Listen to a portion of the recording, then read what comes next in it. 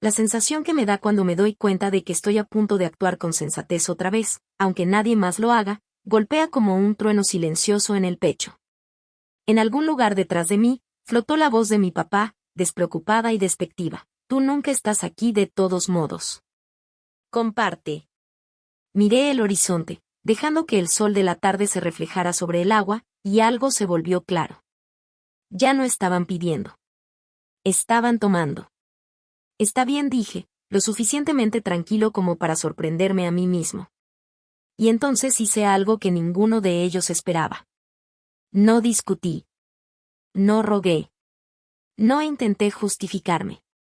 Llamé a mi arrendador. Me llamo Benjamín. Tengo 39 años. Trabajo como contador en una cadena regional de supermercados, 47 sucursales en 3 estados, miles de empleados bajo un sistema que mantengo funcionando sin que nadie lo note. La mayoría de mi familia piensa que soy actor. Ese es el título al que se han aferrado desde que tenía poco más de 20 años, inestable, impulsivo, creativo, el que algún día se va a arreglar. No ven las hojas de cálculo, los números que reviso durante horas, los informes meticulosos que mantienen a flote tiendas enteras. No ven que apruebo presupuestos más grandes que el ingreso anual de todo su barrio. Mi salario base es de $142,000, más un bono del 12% si cumplo metas. Por alguna extraña casualidad, todavía hago algo de actuación de vez en cuando, comerciales, doblajes, papeles pequeños en películas.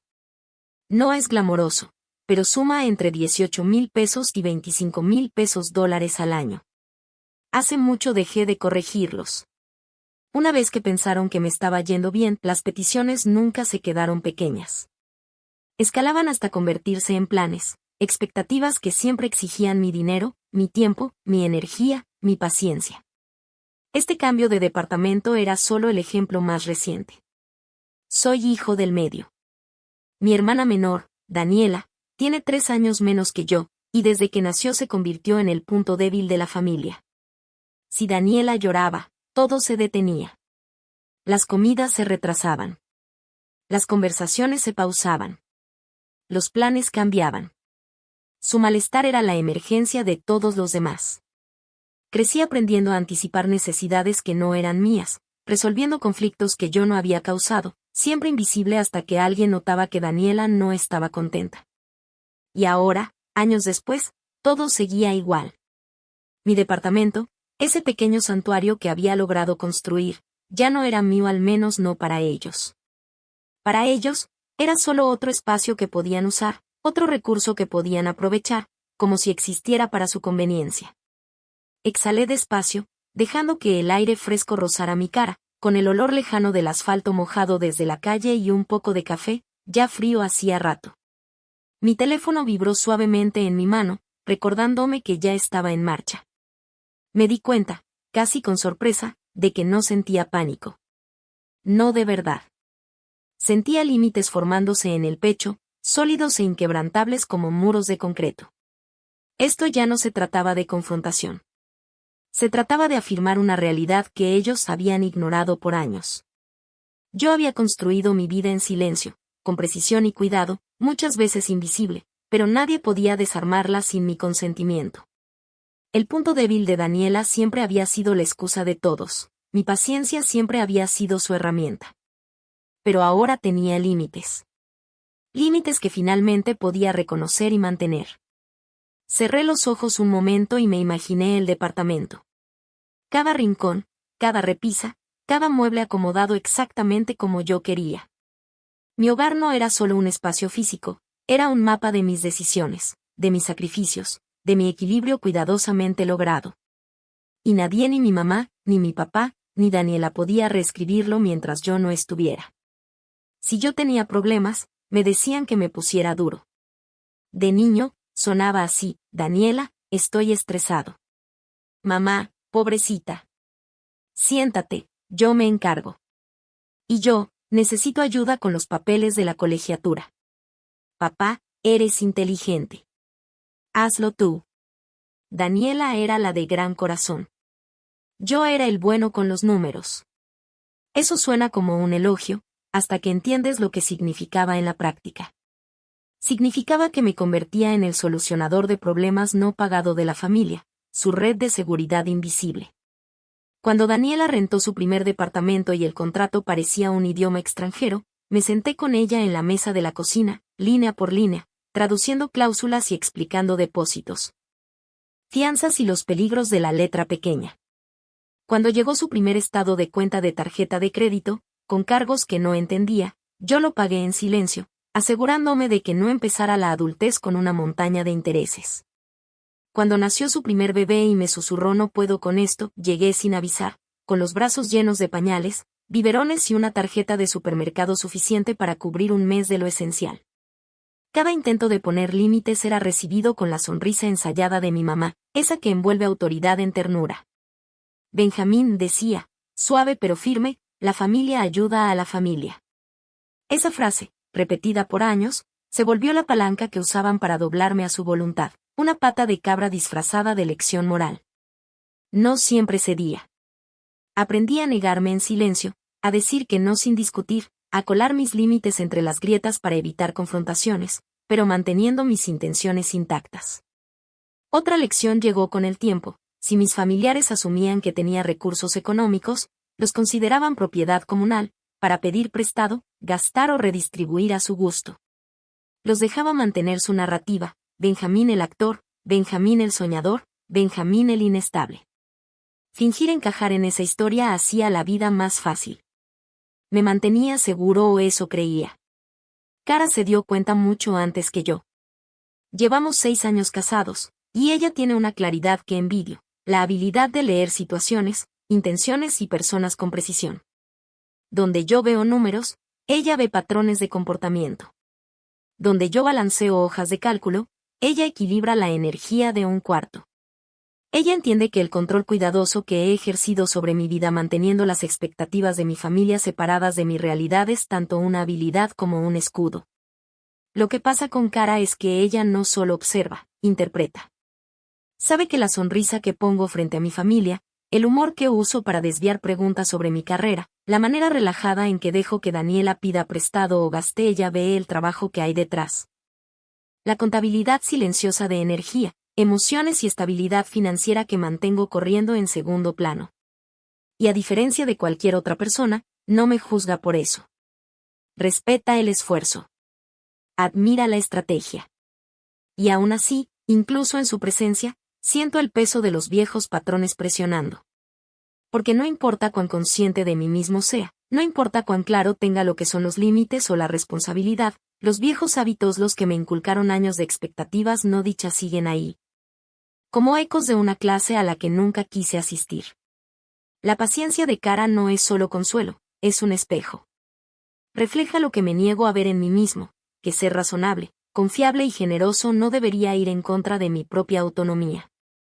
La miro ahora, tranquila, observando, entendiendo más de mí de lo que yo mismo puedo en este momento.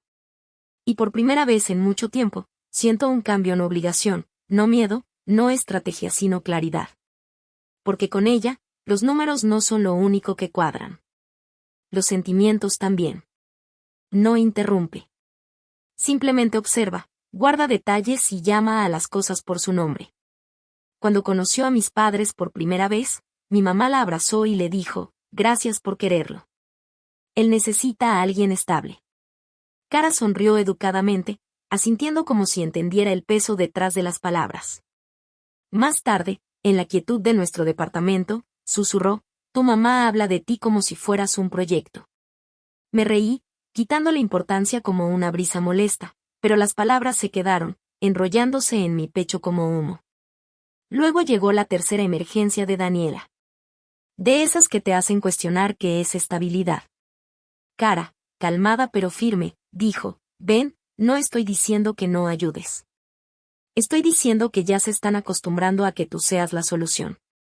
Yo repetí el mantra que siempre decía, es familia. Pero la mirada de Cara tenía algo más afilado. Entonces, dijo, estás tan atrapado, pero no lo suficiente, todavía no.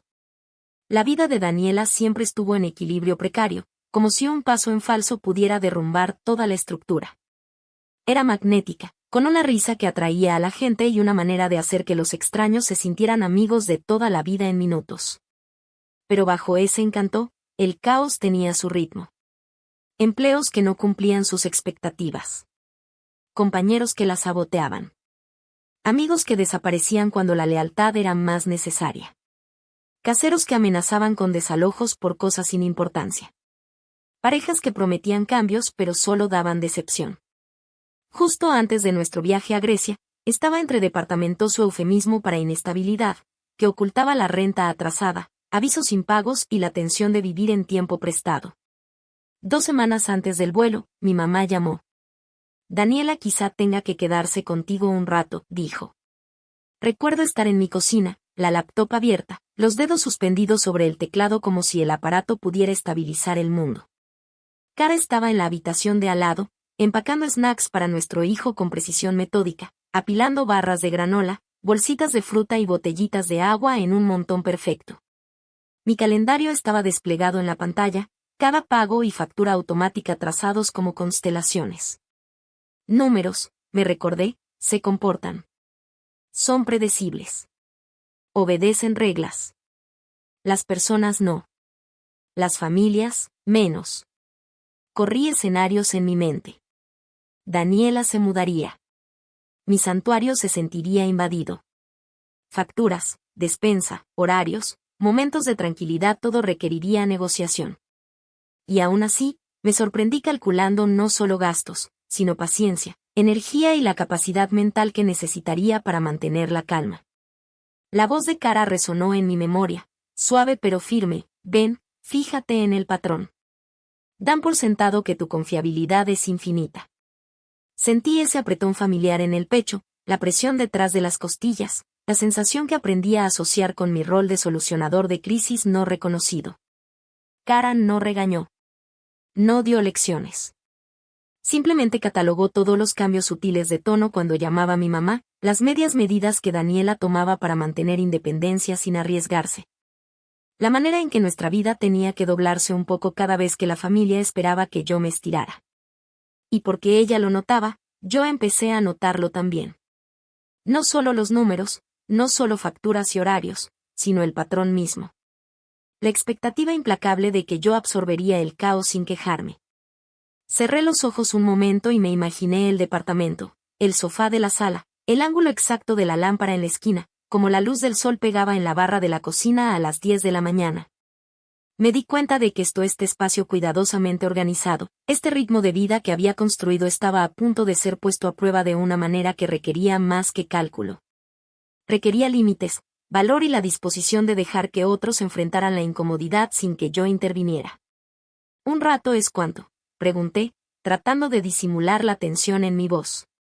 Ay, cariño, dijo mamá, como si estuviera exagerando. Solo hasta que se acomode.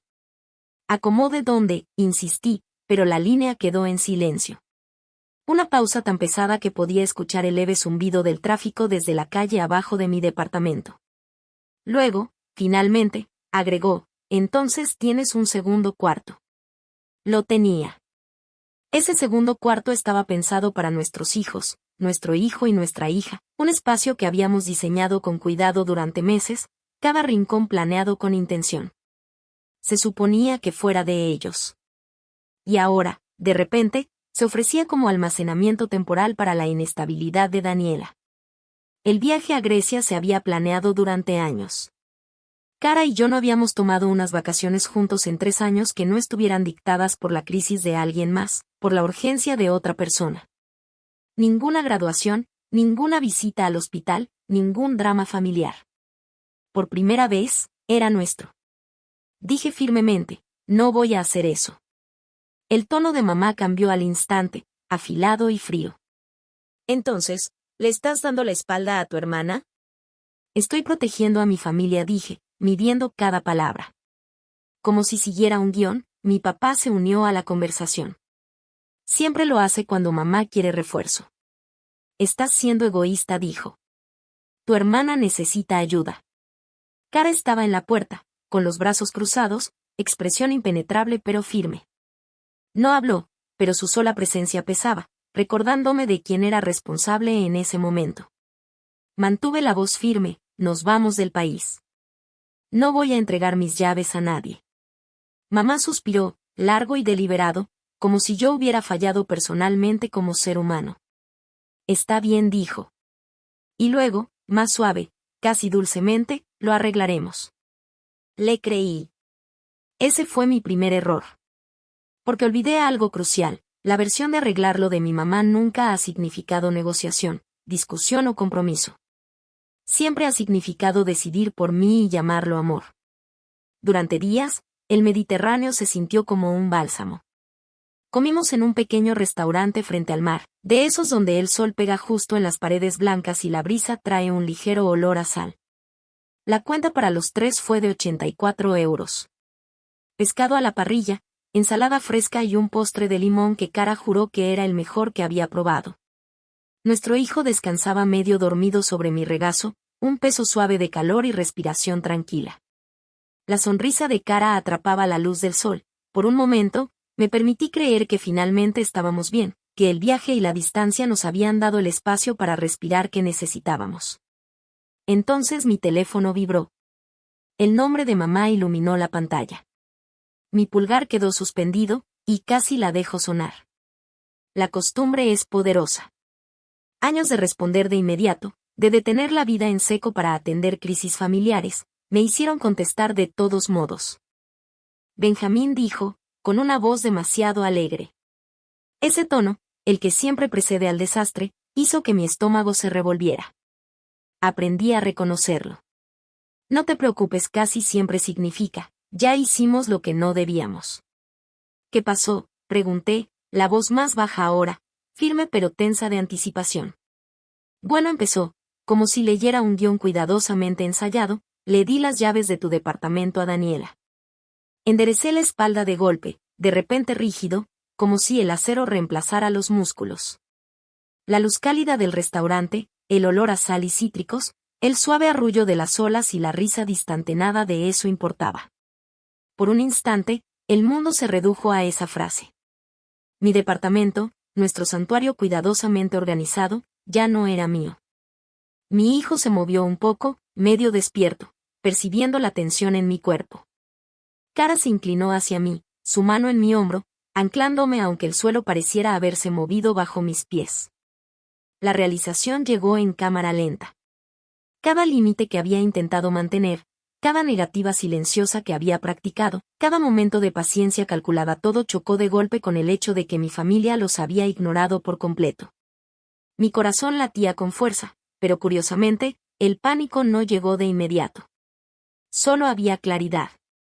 Un reconocimiento frío y nítido de que algo fundamental había sido tomado sin mi consentimiento. Tragué saliva, con el sabor a sal de la brisa del mar y el residuo de limón del postre. Y entonces hice lo único que podía, enderecé los hombros, inhalé y comencé a planear mi siguiente movimiento. La sonrisa de Cara desapareció, desvaneciéndose como el sol detrás de una nube de tormenta. ¿Qué hiciste?, preguntó, la voz baja pero cortante, con incredulidad en cada sílaba. Se va a mudar mientras ustedes están de vacaciones, dijo mamá, con toda naturalidad, como si hablara de pedir prestado un suéter. Su tono tenía esa combinación inquietante de facilidad y autoridad, el tipo que hace que las decisiones suenen inevitables, aunque sean una violación. Sentí calor subir por mi cuello y el pecho apretarse. Mi corazón empezó ese ritmo superficial y frenético que conozco demasiado bien, el que hace que parezca que el aire desapareció de la habitación. Mis manos se volvieron húmedas, heladas en contraste con el repentino flujo de sangre. ¿Tuviste mis llaves?, pregunté, apenas en un susurro, aunque el temblor delataba mi creciente pánico. Siempre tuve una copia, dijo mamá con tranquilidad. Para emergencias. Esa historia de la copia tenía su propio pasado. Hace años, la cerradura de mi antiguo departamento se atoró una noche de invierno y me dejó afuera, congelado. Mi mamá había ido a sacar su copia, me ayudó a entrar y quedó ahí. En ese momento, no la reclamé. Me convencí de que sería mezquino, una acusación que implicaba desconfianza hacia alguien que siempre había creído incapaz de engañar. Ahora, mirando atrás, me doy cuenta de que no fui mezquino. Fui ingenuo. Esto no es una emergencia, dije, tratando de meter algo de razón en la conversación. Mamá ni siquiera pausó. Necesitaba un lugar. De todos modos tú nunca estás. Detrás de ella escuché la risa familiar de Daniela, brillante y despreocupada. Luego la voz de papá, más fuerte esta vez, cortando la tensión. Comparte. Te vas. ¿Cuál es el problema? Cara se inclinó hacia mí, sutil pero firme, con la mano apoyada suavemente en mi brazo. Ben murmuró, no discutas. Arregla esto. Tragué saliva con fuerza. El sabor metálico de la adrenalina llenó mi boca. Mi estómago se anudó y se desató en oleadas, una extraña mezcla de furia e incredulidad. Está bien, dije finalmente, con la voz más firme de lo que me sentía. Mamá exhaló, el alivio en su tono casi palpable. ¿Ves? Sabía que entenderías. No la corregí. No alcé la voz. No hice amenazas ni supliqué. Simplemente me levanté. Mi cuerpo se movió antes de que mi cabeza pudiera protestar. Dejé la mesa atrás y marqué el número que sabía que sí podía actuar. Don Haskins contestó al segundo timbrazo. Su voz áspera tenía el peso de décadas de experiencia, tranquila, directa, sin rodeos.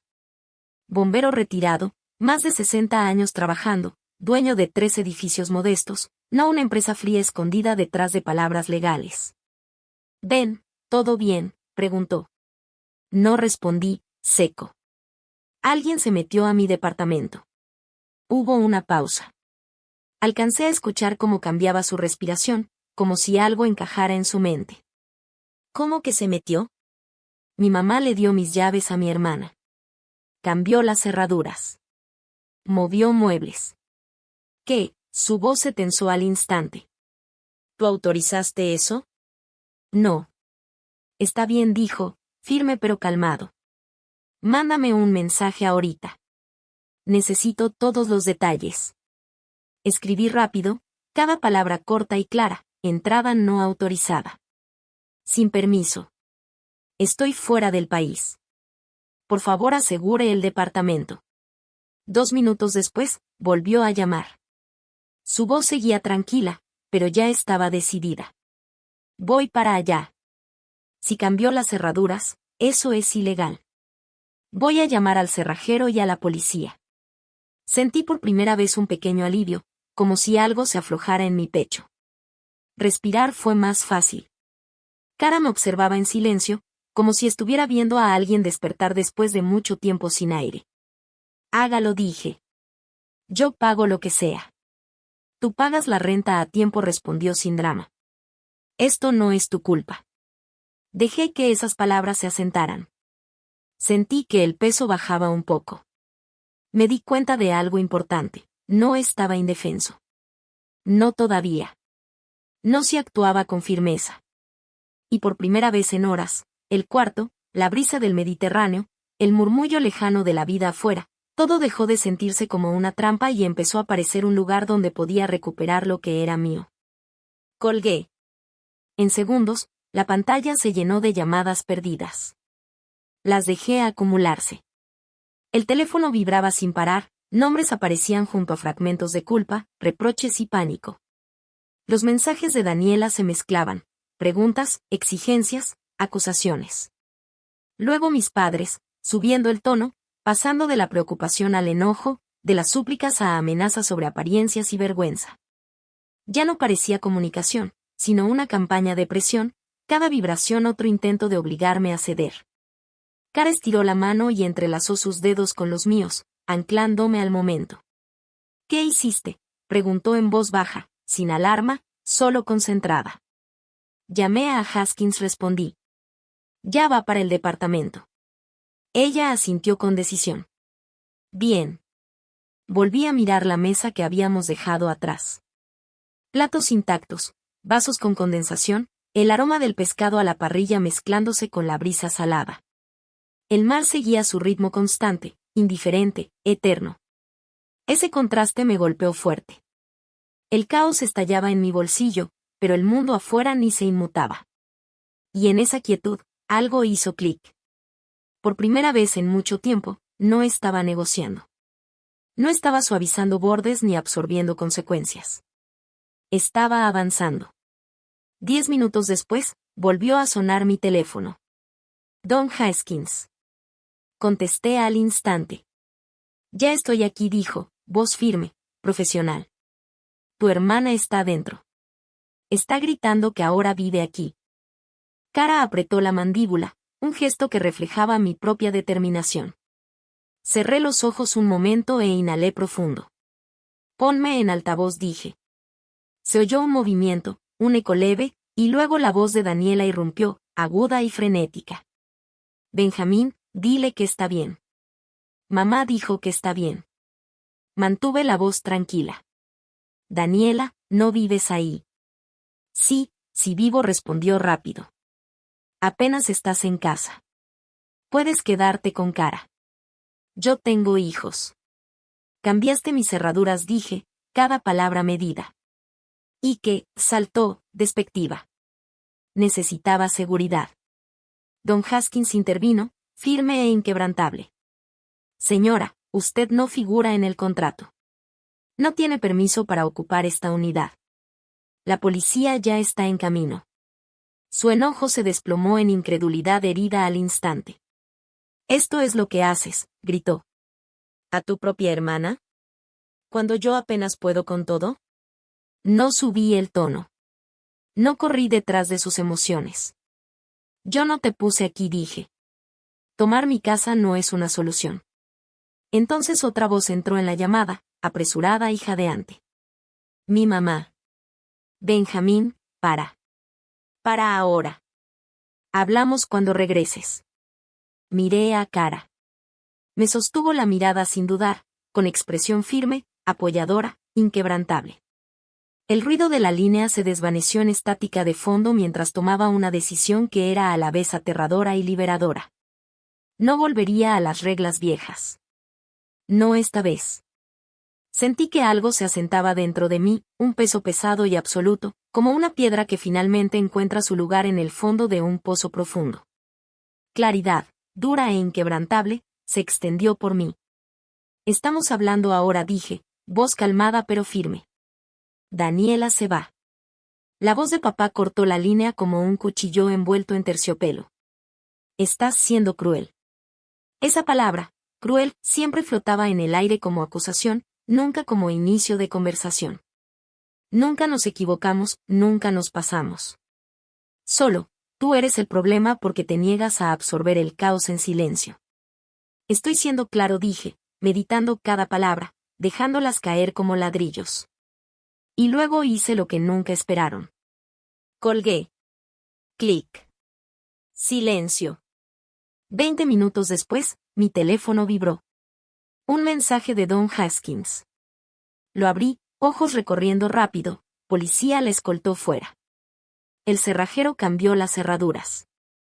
Llaves nuevas disponibles en la oficina. Intentó decir que tú diste permiso. Le dije que hablé contigo. Se fue gritando. Mis manos temblaban, pero mi mente estaba extrañamente calmada, como si cada nervio hubiera sido reprogramado para observar en vez de reaccionar. Kara exhaló a mi lado, lenta y firme. Si lo hicieron, murmuró.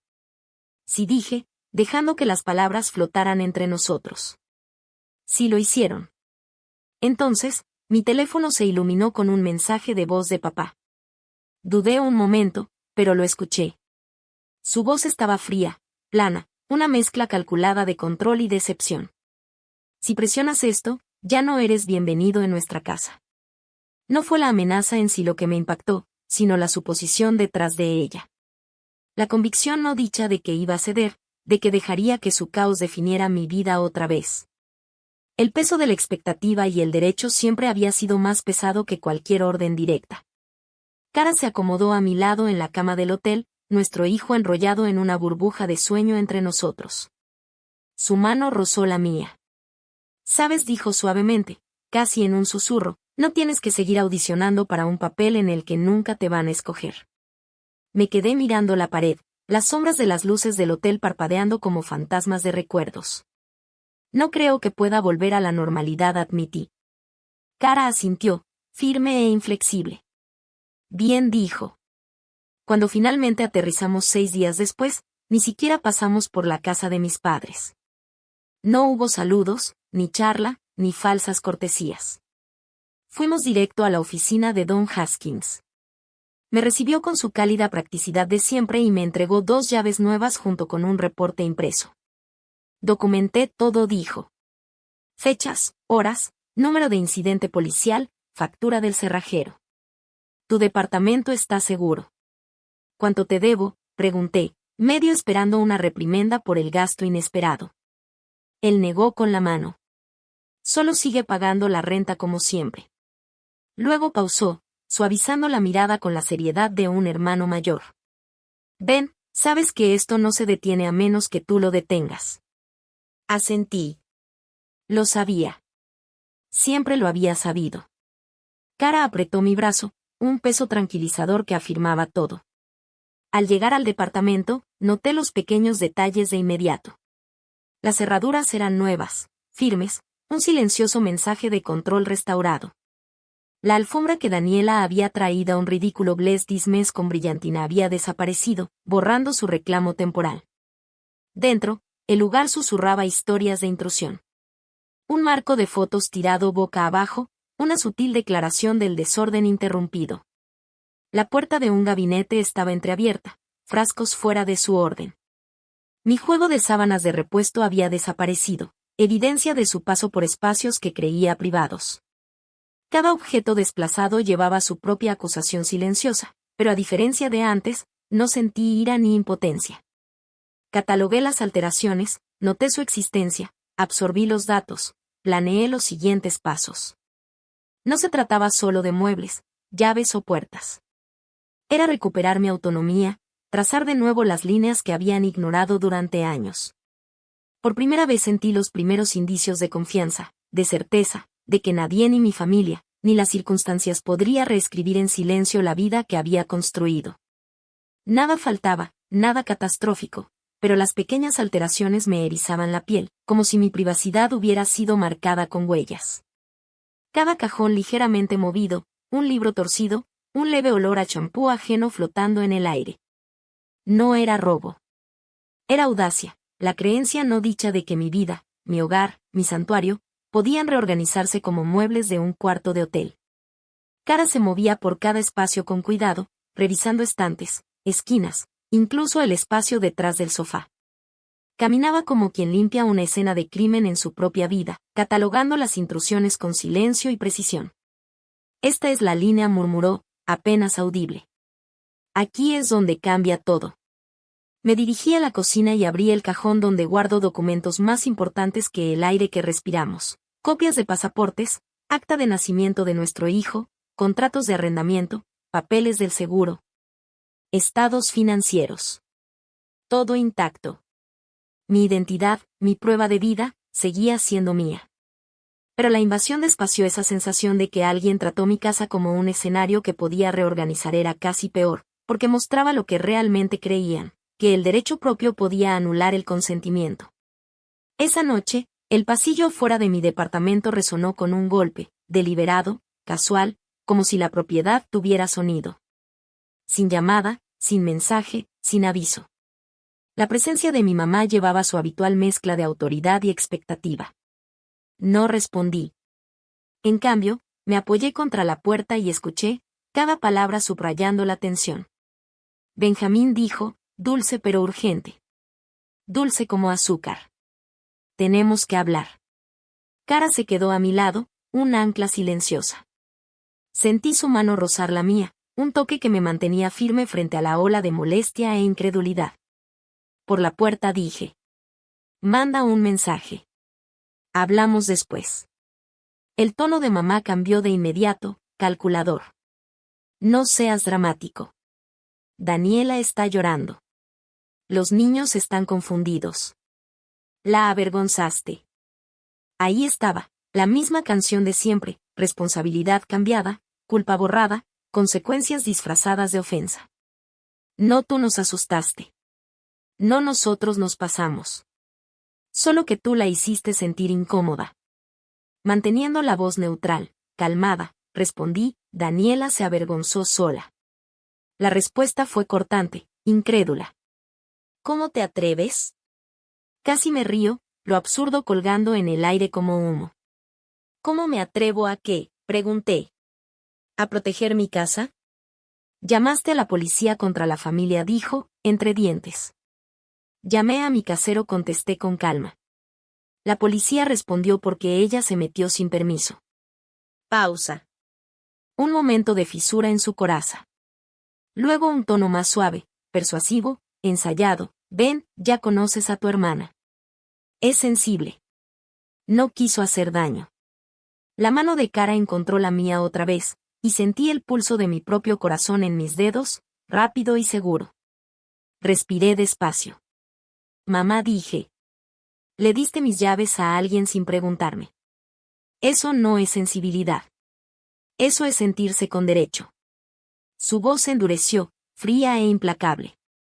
¿Y ahora qué? ¿Vas a castigarla? No me inmuté.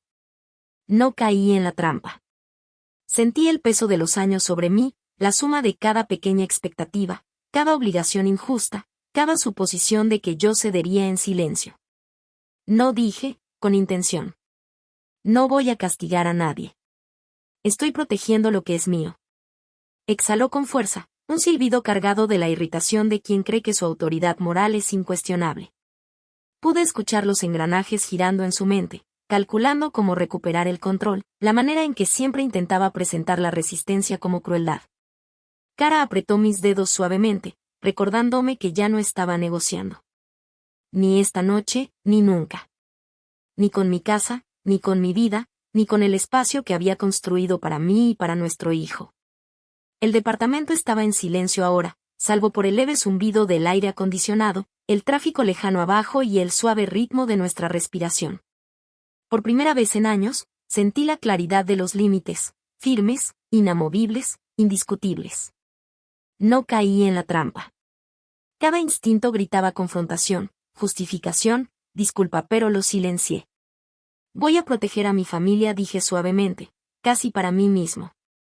Buenas noches.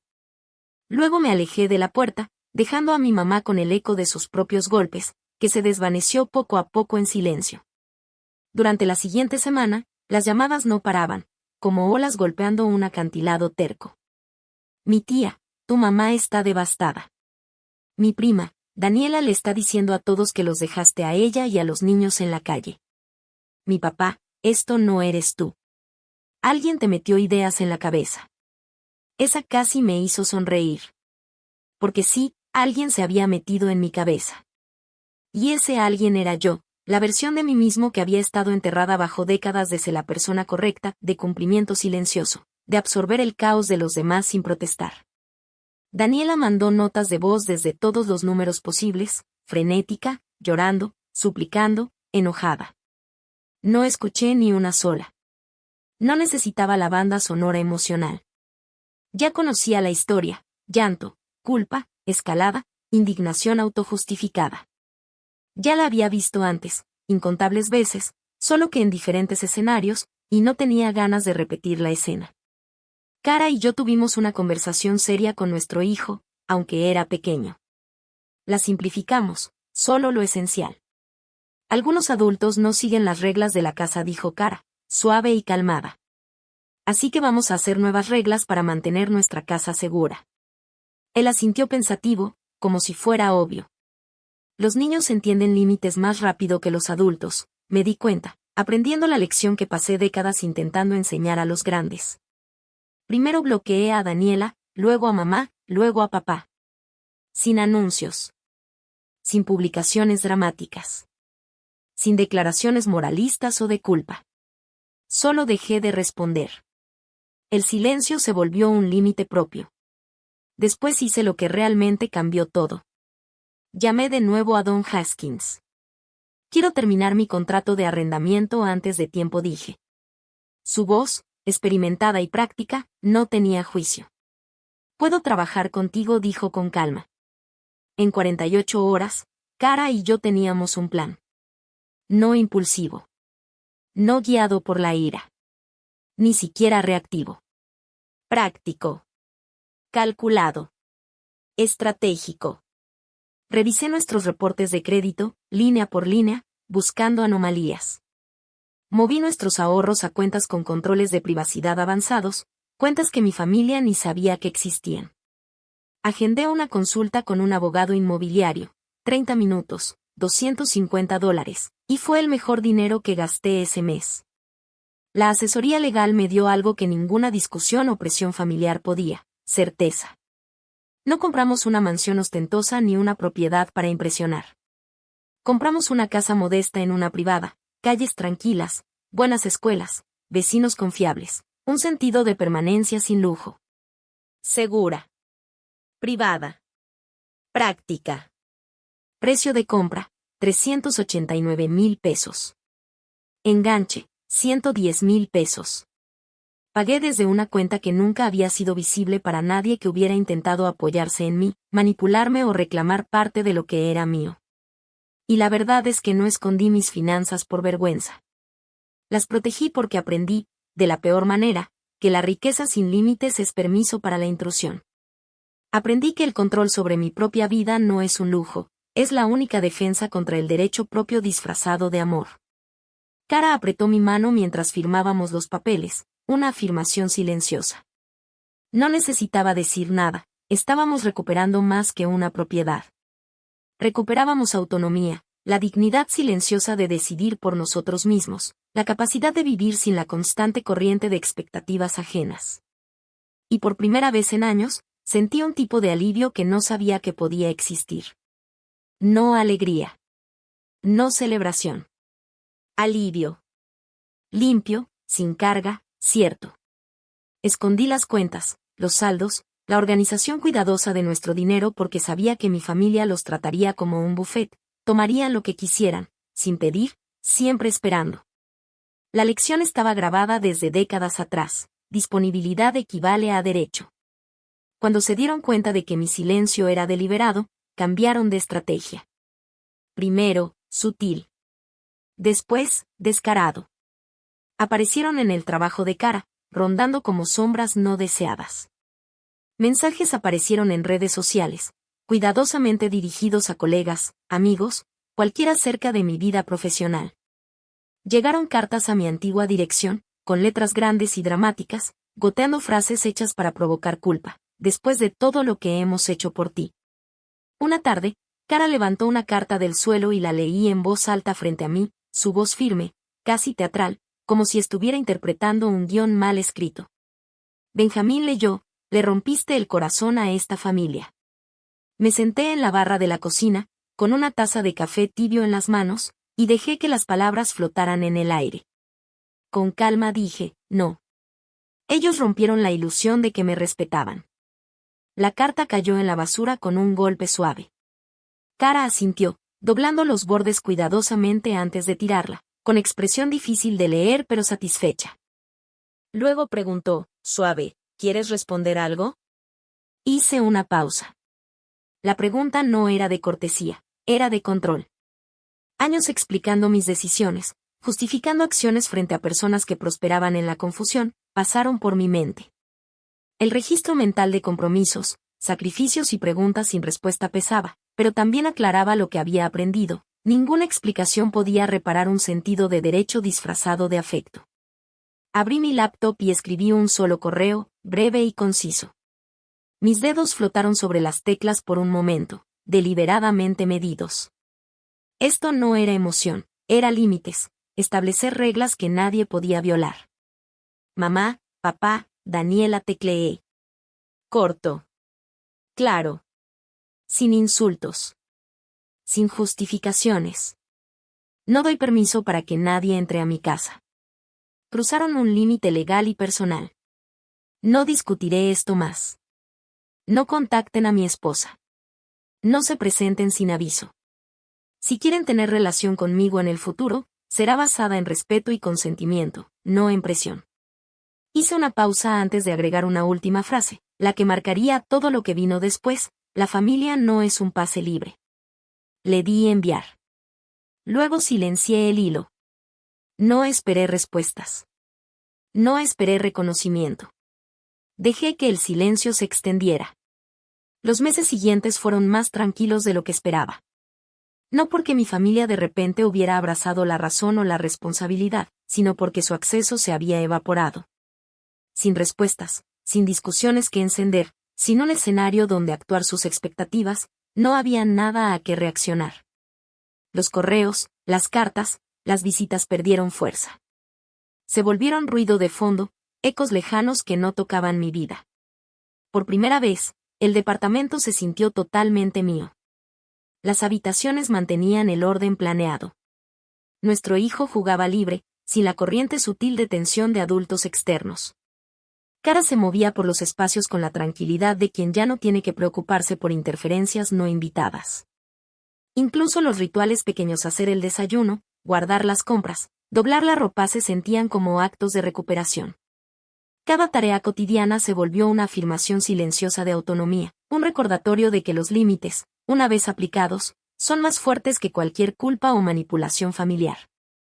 Y poco a poco, día tras día, lo noté, el alivio en el pecho, el pulso constante en los brazos, la ausencia de esa anticipación agotadora de la intrusión de alguien más.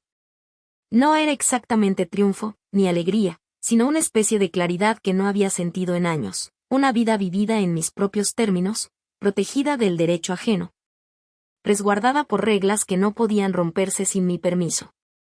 Daniela intentó buscar aliados, usando todos los medios posibles: llamadas, mensajes, publicaciones en redes, incluso amigos en común, pero pasó algo inesperado. Cuando ya no funcionaba como la solución predeterminada, cuando me negué a absorber sus crisis como esponja, la gente comenzó a notar el patrón. La forma sutil en que exigía, como los problemas siempre caían en mi regazo, como los límites se ignoraban con facilidad. Una noche, mi teléfono vibró con un mensaje de mi primo Trevor, alguien con quien casi no hablaba. No sabía que hacían eso. Qué mal. Orgulloso de ti por mantener la línea. Me quedé viendo las palabras más de lo que debía, no porque necesitara aprobación, sino porque era la primera vez que alguien de la familia reconocía la realidad sin intentar moldearla a su narrativa. Por primera vez, existió el reconocimiento sin expectativa. Incluso mi papá eventualmente suavizó, a su manera. Llamó desde un número que no reconocía. Contesté por accidente. Su voz sonaba más vieja, áspera, con un tono de cansancio. Ben, dijo, más bajo de lo usual.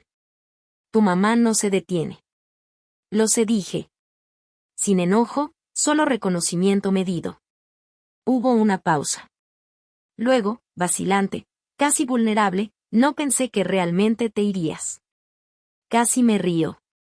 Esa era la parte que siempre me había sorprendido. Podían manipular, exigir y suplicar sin fin, pero en el momento en que respondía con consecuencias, todo se volvía imposible, impensable, inimaginable. No me fui, dije con calma. Avancé. Papá exhaló fuerte, un sonido que cargaba sorpresa y algo parecido a alivio. Tu mamá dice que has cambiado. Eso espero, contesté, firme y sin titubear. Otra pausa, larga y pesada. Luego, tu hermana culpa a todos. Dice que lo hiciste para lastimarla. Papá, dije, constante como un metrónomo. Lo hice para proteger a mi familia.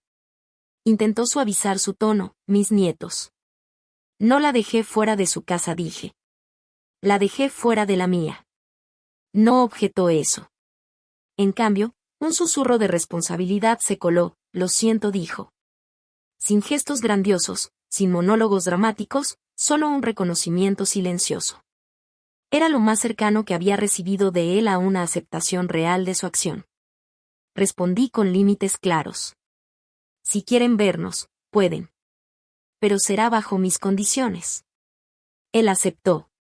Y cuando llegó, vino solo.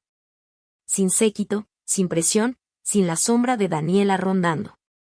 Solo él, una visita sencilla, un abuelo jugando con su nieto, aprendiendo poco a poco un nuevo ritmo que respetaba mi espacio. Han pasado 9 meses. Daniela todavía se niega a hablarme. Le dice a cualquiera que escuche que la abandoné, que planeé su humillación. Mi mamá de vez en cuando investiga a través de la familia extendida, tanteando límites, buscando grietas en el muro que he construido. Papá y yo mantenemos una relación cautelosa. Visita, juega con mi hijo, conversa un poco, pero evita sacar a Daniela o las opiniones de mamá. No pretendo que estemos más cerca de lo que estamos, y esa honestidad hace que el espacio entre nosotros sea sostenible. Cara y yo dormimos mucho más tranquilos. El teléfono ya no me da ese nudo en el estómago. El departamento se siente seguro, privado, nuestro. Y lo más increíble, no siento culpa. No porque haya dejado de quererlos, sino porque finalmente dejé de confundir amor con rendición. Amar no significa dar permiso automático. Cuidar no es consentimiento para que invadan tu vida. Recuerdo las palabras de mi abuelo, como un mantra que llevaba años guardando en silencio: si alguien sigue pisándote el pie, no discutas sobre sus intenciones. Mueve tu pie. Y eso fue exactamente lo que hice. Moví mi pie. Eso hice. Cambié mi vida de manera deliberada, intencional, y no pienso regresar atrás. La decisión fue mía. Finalmente entendí que la crisis no era un momento aislado, era un patrón, un sistema. ¿Qué estaba pasando realmente? Esto no era solo mi hermana necesitando apoyo temporal. Era una dinámica familiar basada en permisos asumidos, una cultura donde el consentimiento había sido opcional durante décadas. El verdadero antagonista no era malvado en el sentido clásico. No era malicia calculada, aunque podía sentirse así. Era el sentido de derecho, cultivado durante años, reforzado silenciosamente con sonrisas, palabras de aliento y frases disfrazadas de amor. Cada vez que Daniela entraba en pánico, alguien intervenía.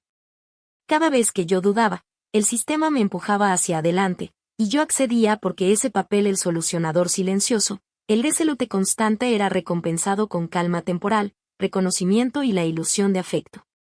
Mis padres funcionaban como guardianes de la lealtad familiar. La culpa era su moneda, usada para mantener el control y asegurarse de que todo siguiera funcionando. Yo lo toleraba porque quería paz, porque la confiabilidad me daba un sentido de propósito. Se sentía como amor, incluso cuando no lo era. Pero cuando cruzaron la línea final entrando a mi casa sin permiso, moviendo muebles, cambiando cerraduras, la máscara se cayó. Esto ya no se trataba de cercanía. Se trataba de acceso, control, expectativas y suposiciones. La escalada era inevitable cuando los límites nunca se respetaban, solo se negociaban hasta que yo cedía a regañadientes. No fue dramático, fue metódico, predecible y agotador. Esa es la lección: los límites no son castigos. Son claridad. Definen los bordes de tu vida. Si alguien trata tu hogar, tu dinero o tu tiempo como propiedad común, las explicaciones, las disculpas o las discusiones no lo arreglarán. Solo límites firmes y deliberados lo harán. No gané al alzar la voz. No triunfé por ser ingenioso, enojado o persuasivo. Tuve éxito porque elegí una acción calmada e irreversible. Asegurar el contrato. Documentar cada paso. Eliminar el acceso no autorizado. Avanzar sin dudar. Esas son las acciones que rompen patrones generacionales. No discursos, no demostraciones públicas de moralidad, ni autoflagelación por deber percibido, sino medidas consistentes e inquebrantables que protegen lo que es tuyo. Aquí va la pregunta que quiero dejarte: si alguien en tu familia cruzara una línea importante entrando a tu espacio privado, gastando tu dinero o tomando decisiones que afectan tu vida sin tu consentimiento, ¿seguirías llamándolo ayuda? ¿O finalmente lo verías por lo que es? Y si tuvieras la certeza de que nadie juzgaría tu decisión, ¿qué límite pondrías? ¿Sería absoluto? ¿Temporal? ¿Una línea clara que se hace cumplir sin disculpas? Piensa en eso. Reflexiona. Decide. Porque los límites no son crueldad. No son egoísmo. Son la arquitectura del respeto propio, la base que permite que el amor exista sin que pierdas tu identidad. Déjame tus pensamientos abajo. De verdad quiero saber cómo navegarías ese espacio, cómo recuperarías lo que es tuyo y cómo tomarías decisiones que nadie más podría sobrepasar.